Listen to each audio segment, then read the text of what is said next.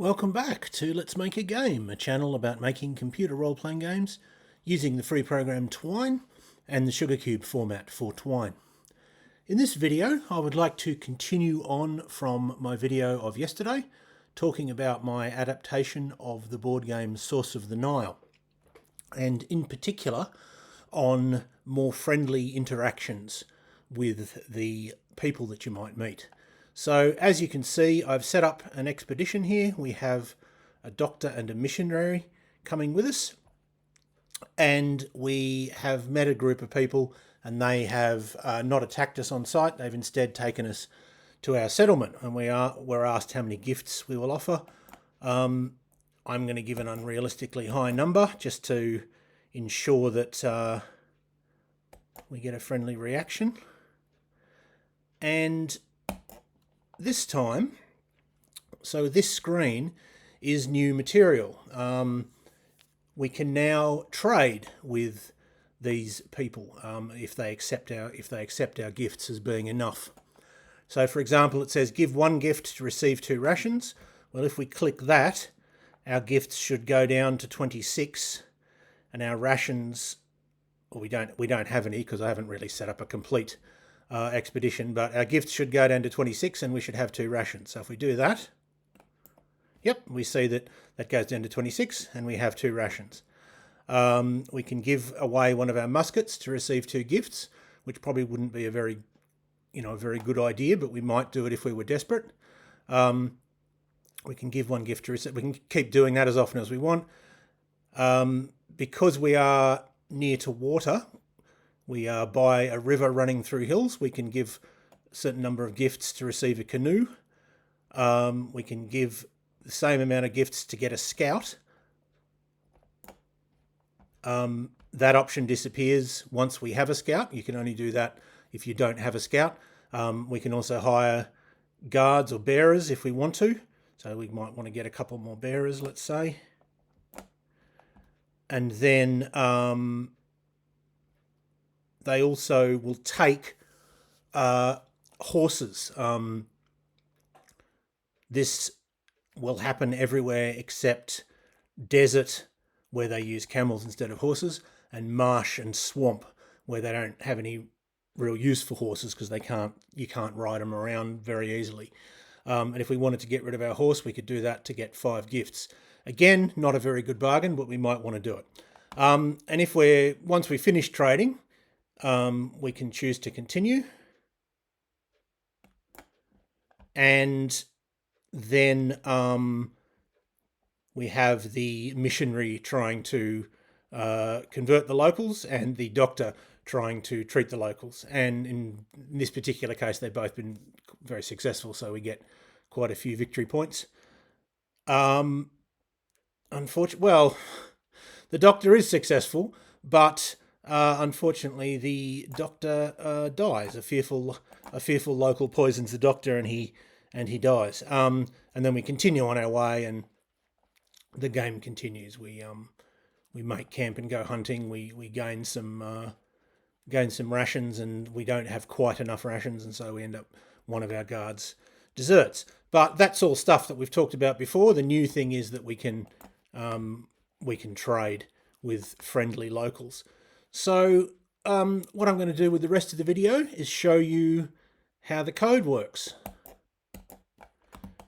Now, I just realized that there's actually a mistake in this. After I started the video, it suddenly popped into my head that I'd made a small mistake. So I'll correct it when I come to it, and the version that I will upload to itch.io will be correct. But yeah, there will be an error here, which I'll correct when we get to it. So the new pages that we're dealing with are this one, and this one. So we had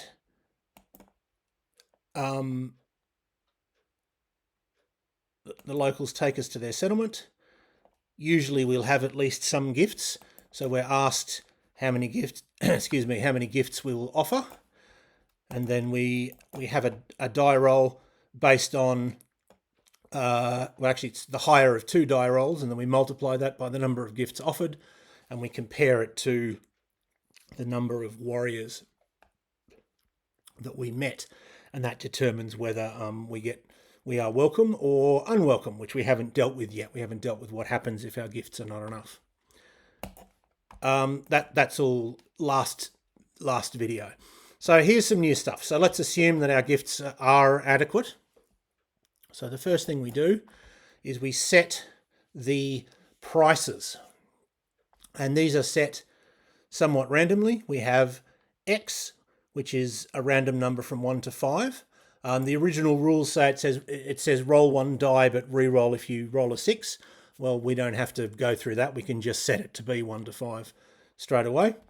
And Y is the sum of the roll of 2 dice. So random 1 to 6 plus random 1 to 6. We don't do this, even though the result of this is between 2 and 12. We don't just set it to be a random number between 2 and 12, because this would pick a random number between 2 and 12 with each of the numbers having an equal chance, whereas doing it this way, numbers in the middle are more likely. So if you select a random number from 1 to 6 and another random number from 1 to 6, whether it be done on a computer or done by rolling dice or picking numbers out of a cup, doesn't matter. If the process of picking them is fair, in other words, if you've got an equal chance of getting each number, then the results will tend to cluster in the middle. So 7 will be very likely, and then 6 and 8 will be slightly less likely, and then 5 and 9 will be less likely again, and so on until 2 and 12 are very unlikely. So if you're ever adapting a board game or something and it says, roll 3 dice, be aware that just having a single random that covers all of the possible results is not going to be the same in terms of the spread of results. So anyway, so what does X and Y mean? Well, 1 gift buys you X rations, 1 musket buys you X gifts. Camels, canoes, scouts, guards and bearers all cost Y gifts each to hire or buy. Hire if they're people and buy if they're animals or canoes. And then there's restrictions. Camels are only available in the desert. Canoes are only available near the water. A scout is only available if you don't already have a scout. Guards and bearers are always available. And selling a horse, you can't buy horses from the locals. The assumption is that no one has horses, because remember, the original game is set in Africa in the 19th century, and horses were introduced. They had camels in the northern parts of Africa, but they didn't have horses. So 1 horse will get you X plus 3 gifts. So between I guess that would be between 4 and 8 gifts, depending on what the result of X is. But again, there's a restriction. In the desert, swamp or marsh, they won't want them. So having set these numbers up, we then go to the page Trade. And actually, this is one example. I've said in the previous video, I said that I had quite short pages, and that I could have combined. There's particular cases where I could have combined a couple of pages into one. This is a case where I have a very short page, because bear in mind, this is just a comment. This is really only 3 lines. And one of them is going somewhere else. So, but this is a page which I couldn't actually combine with the next one. I could have combined this with the previous one, I suppose. I could have put this code. I could have put this code in here, like in between that line and here. But I've been preferring smaller pages at the moment, just because I think it's easier to explain what's going on. Of course, the downside is it does lead to lots of pages, and therefore sort of the display can get a bit crowded, and it can be a bit difficult to understand what's going on that level. But it does make it easier when you're looking at individual pages, I think. But anyway, I couldn't have combined this with the next page with trade, because the way this works is there's a bunch of buttons, and each of the buttons that you click sends you back to this page, and we want X and Y to stay steady in one visit to a given set of locals. We don't want X and Y to move. We don't want the price to be different each turn. We want it to be the same from buying one bearer to the next, sort of thing. So I could have put this code in this page, but I couldn't have put this code in this page. All right. So let's have a look at the main page, really, of this part of the game. So we have the same comment again. One gift will buy X rations, one musket will buy X gifts. Camels, canoes, scouts, guards and bearers all cost Y gifts, and a horse will get you X plus 3 gifts. All right, so we set Z to 0, and Z, there's a comment there that says that Z is set to 1 if there is any possible way to trade. And the only reason to do that is because when you give all the options, you say, okay, you can sell a musket to get sell a musket to get gifts, and so on and so on. At the end of it, there's a message that says, well, you don't want to trade. If you don't want to trade, or if you finish trading, you can just continue. But that message won't make sense if there isn't any option to trade. So if you had no buttons and then it just said, if you don't want to engage in any of these trades, you may continue. Well, what trades if there aren't any buttons listed? So what I've done is, if Z equals 0, if Z is, if when we go through all this code here, nothing sets Z to 1, then it says there is no possibility of trade with the locals, and so you must continue. Instead of saying, if you don't want to engage in any of these trades, you may continue. Now, after I typed this, I realized that any of these trades doesn't quite make sense if there's only one. So I might change it again to have, if Z equals 0, give that message. Else if Z equals 1, if you don't want to engage in this trade, you may. Something like that. And then if Z is not 0 or 1, then we get this message. And then that would mean that instead of setting Z to 1, I would have set Z plus plus. But at the moment, we only have the possibility of it being either 0 or 1, and we don't have this possibility. So if there's exactly one trade that is possible, then you get this message that isn't quite grammatically correct, because it says any of these trades when there's only one. So I might fix that in the version that I upload to itch.io, but I'll show you what I've done so far. So we set Z to 0, and there's a note saying set to 1 if there's any possible way to trade. And then we have a series of ifs. If certain conditions are met, then we are going to create a button, and we're going to print that button. And the ifs are usually based on $EX.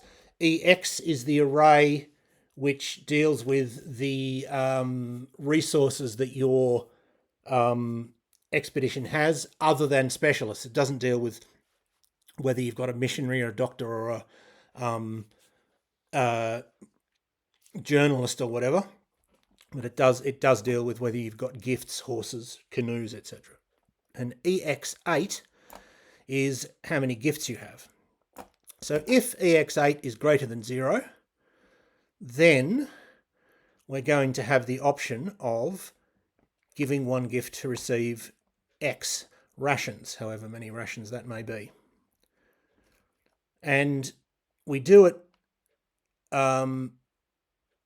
with one of these series where we have a variable, in this case W, and we write the code into W and then we print W instead of printing the code as we go, because if we print the code as we go, it won't be quite right.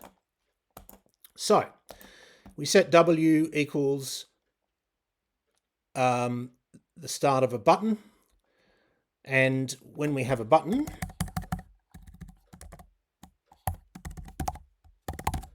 the first thing we have to do is the text that is printed on the button, and if the text has spaces in it, we need to have quotes around it, like that. And the next thing we have is the destination. Where does the game go if the player clicks that button? And again, if that's got spaces, we need to surround it with quotes so that it knows where one thing ends and where the next doesn't. And then we have the code that executes when the button is pressed. That is optional. We don't have to have any code at all. In this case, we will, because each button is going to take us back to this page, but it's going to alter our stats because we are trading. We are giving one gift to receive X rations. So pressing this button will take us back to this page, but it will reduce our gifts by 1 and it will increase our rations by X. And then we have the slash button. So we set W equal to that text up there.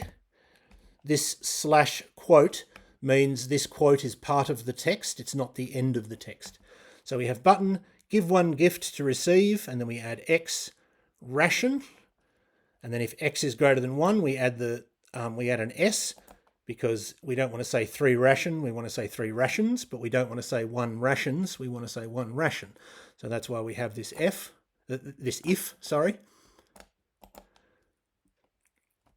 Then we add the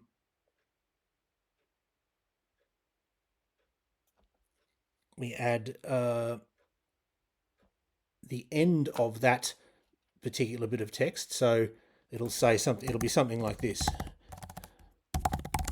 Actually, sorry, I'll do a few returns so that the line is more isolated and easier to see. It'll be something like this: button, quote, give one gift to receive 3 rations, for example. And then this, once we add this line, we get the quote, and then we get trade, and then we get the closing it off. So as of this point here, once we've gone past this line, the code that we've written into W will be something like that. And when you're doing this, when you're writing code into a variable, always it's easy to forget these last 2 greater than symbols, because you do the greater than symbols that you're writing into the variable, and that feels like you've sort of finished. Then you do a quote, and that sort of feels like, sorry, I've deleted the wrong thing then. That feels like you've finished, but you've got to remember you need to close off the command as well. So remember that you're going to have this greater than quote, and then another 2 greater thans. Okay, now we have the code that executes when the button is pressed, which is set ex8 minus minus, and set ex9 equals ex9 plus whatever x is. And then we end the button. And having done all that, we print it and we do a couple of lines. So we'll have something like this. And this is the format. This is how all of these trades work. It's really the same thing over and over again. It's just different variables and different messages, but the basic principle is the same. You'll have something like this: give one gift to receive. Oops. Oh my goodness. Sorry, there we go. Give one gift to receive 3 rations. Trade, XX, bit of code, set ex8 minus minus. set ex9 equals ex9 plus 3 slash button. And although the w, the variable, doesn't have any returns in it, it's a bit easier to see what's happening if we add some returns and some indentations. So this is basically what is in W, except that there's no returns. It's all sort of one thing after the other. But we have a button, give 1 gift to receive 3 rations. That's the message that will pop up, or this number will be different depending on what X is. And then we have trade, meaning that it sends us to the page trade. Well, this is the page trade, so it's saying once you click on this button, it'll execute this code here, and then it'll sort of take you back to the top of the page. We set ex8 minus minus, meaning we have 1 less gift than we had, and ex9, which is rations, are increased by 3, or whatever the relevant number is. And then we have slash button. And this variants on this are basically how all of these buttons work. So the next one is very, very similar. If ex7 is over 0, which is muskets, we set z equals 1. And we have a very similar button, which is give 1 musket to receive x gift or gifts. Again, it goes to trade. There's a bit of code, but of course the code is different. It will reduce our muskets by 1 and reduce our gifts by x. Then we have, this is a for loop, so this is a sort of quite complicated little if. As you can see, it's quite long. If ex8, which is again how many gifts we have, if that is over or equal to y, now y, let's go back up the top, y is the cost of camels, canoes, scouts, guards, and bearers. So instead of doing a separate bit of code for camels, canoes, scouts, guards, and bearers, I instead did a for loop. And the for loop, if we have enough gifts to buy or hire at least one of those people, we don't need to set z to 1 this time because it's already set to 1 if ex8 is over 0.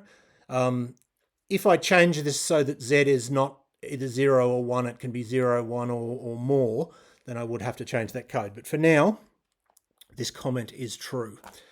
All right, and so we have a for loop, and the for loop goes from 2 to 6. And the reason it goes from 2 to 6 is because camels, canoes, scouts, guards, and bearers are ex 2, 3, 4, 5, and 6. I don't know if I've got them in exactly the right order, but yeah, these 5 are slots 2 to 6 in the ex array. So for each of those resources, we set y2 equal to 0. y2 is going to be set to 1 if we can trade for this particular good, which will usually be the case, but there are some restrictions. And so this is where we look at the restrictions. If z2 equals 2, which is camels, then we look at the current terrain. And we're doing this, we've seen this bit of code quite a lot. This $tn square bracket $te square bracket 1 n square bracket $i n square bracket n square bracket. We've had that exact code. And in particular, if that bit of code equals and then quote and the name of a type of terrain. We've had that quite a lot. TE keeps track of the terrain and the water in the particular part of the country that you're in. And $I is how far inland you are. And in the second dimension, the second set of square brackets within of TE. And number 1 relates to terrain, so it relates to desert or forest or marsh or swamp. And 2 relates to whether there's water present, whether there's a lake or a river or nothing. Well, in water except for marsh and swamp. We have a list of types of terrain which includes marsh and swamp, and that is dealt with when the first number in TE is 1.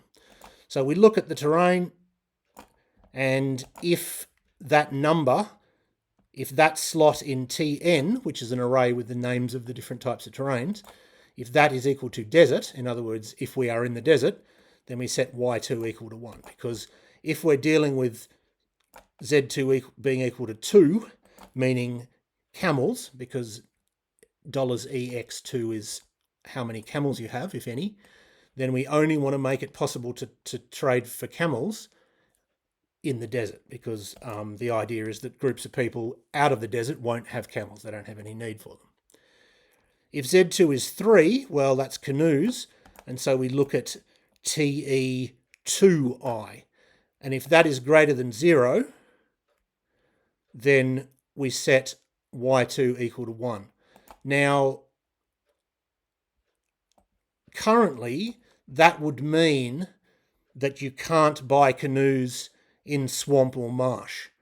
I don't know whether that's the intention of the original rules, but at the moment I've got it set as that. I might change it to say that you can also do it in marsh. So that would be, we would use this code again, or this form of code again. We would do it like this.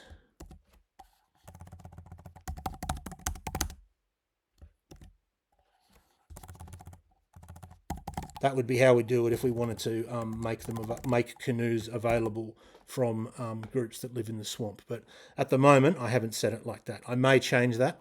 So when you download the version and look at the code, it may look like this instead. Well, if so, you'll know I've made the decision to make that change.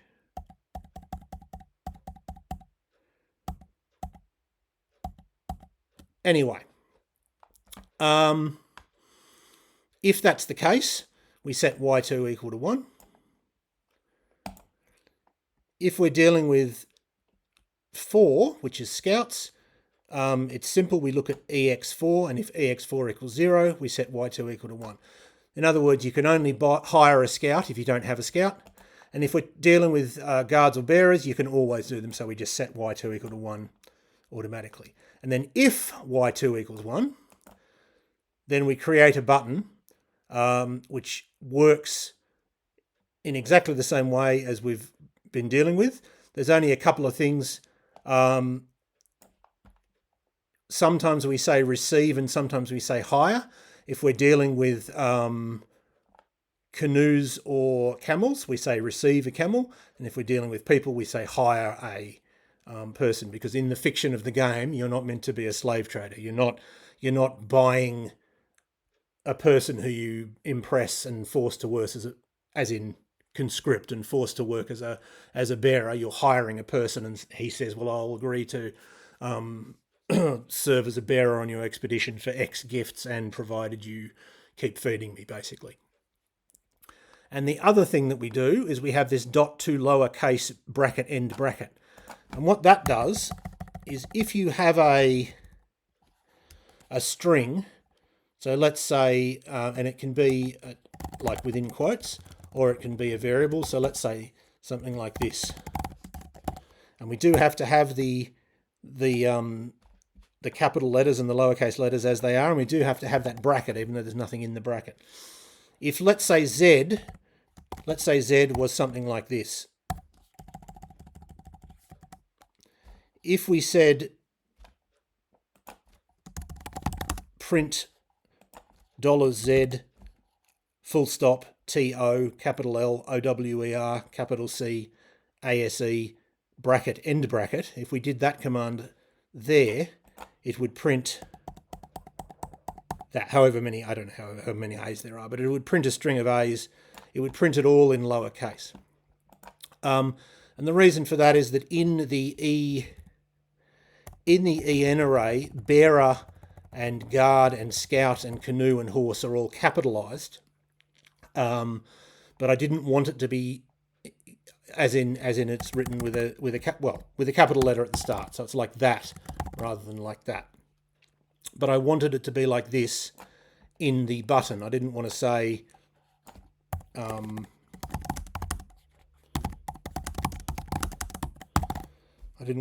that. For example, I wanted it to say, oops. I wanted it to say that. But because I wanted it to be like that in other places. I'm not changing it in the array. I'm just using this to lowercase comma or dot to lowercase addition to the variable. But otherwise, it works exactly the same. It is a button that sends us to trade, i.e. sends us back up here, and then there's some code which adds 1 to whichever slot of EX we're dealing with in this for loop, and reduces our gifts by however many it should be reduced by, and then has that slash button, and then we print it all at the end and do a couple of line breaks. And then we have, that's the for loop. So that deals with most of the resources that you could possibly get. And then we have one more option down here, which is you can give one horse to receive X plus 3 gifts. This is actually an additional rule from a magazine. This is not an official rule from the written rules. I got a copy of an old magazine that had some variants, and I decided to use this. And that is, if EX1 is over 0, well, that's if you have any horses, because EX1 is 0. And again, we've got this TE within a TN. If the terrain that you're in, exclamation mark equals, which means does not equal. If it does not equal swamp, and it does not equal marsh, and it does not equal desert, then the locals will want horses, and they will give you X plus 3 gifts in exchange for each horse. Not a very good trade, but you might be desperate. You know, you might need gifts. You might need to get those gifts in order to turn them into rations because you're starving or something like that. And again, if that's the case, we print a button, which works in exactly the same way, except that what it reduces and increases is different, of course. And then we have what I've already shown you. You've always got the option. You don't have to choose a trade. You can always choose to end the trade. Now, I said at the beginning of this video that I just realized that I made a mistake, and here's the mistake. So we go include preach check. I talked about this last video. This checks whether you have a missionary who is fit and well and who hasn't preached in this particular town before. And if so, they will preach. And then treat check, which is exactly the same but for a doctor. And if they do preach or treat, then that ends up dealing with the results of that, which can get you victory points, and sometimes it's fatal for the doctor or the missionary. Particularly doctors, it tends to be very deadly for doctors, unfortunately. And then you go to check MP, which is check movement points. You continue your turn. But what I didn't realise is that that's not right, because you might have bought things that change, or sold things that change what sort of expedition you're on. So you might have been on a mounted expedition and then you sold a couple of your horses, and now you can no longer ride. Now you can only walk. Or you might have bought a canoe, and your aim in buying those canoes, of course, is that you were on foot, but now you want to buy some canoes and take to the water because you think that'll be quicker. And so we don't want to check movement points. What we have to do is classify expedition, which is a page that I haven't got to yet, unfortunately. I haven't coded it yet, but that's going to be the page where it will check that your expedition is still the type of expedition that it was, and if it is, then it'll just continue and that'll be fine. But if it isn't, then it'll tell you, oh well, okay, you're going to have to reduce your movement points or gain some movement points or whatever. I don't think you can gain movement points. I think the way the rules are written, it says that if you change your type of expedition in the middle of the turn, you just get the lower. So you either reduce it if it's less good, or you stay the same. But anyway, we haven't done that yet. But yeah, I forgot that was a possibility. Again, I'll fix that in the version that you download from itch.io. And so that is trading with friendly locals. So what I have yet to do is what happens if the locals are not so friendly. This is probably what I'll do next. What happens if the locals are not so friendly? They will either try to poison you, or they will they will attack you and you'll have a battle which will be very similar to how you might have had a battle before, with the difference that because you're already in their settlement, I know I've called it a village, I should have said settlement, because you're already in their settlement, you don't have that roll to see whether you can find the settlement. Normally when you defeat some warriors, you normally can't find their settlement, which means you can't loot their settlement. But in this case, of course, you're in the middle of it, so you automatically will find it. But anyway, that is for the future. For now, I hope that that was useful or interesting to at least some of you, and I hope you will tune in next time.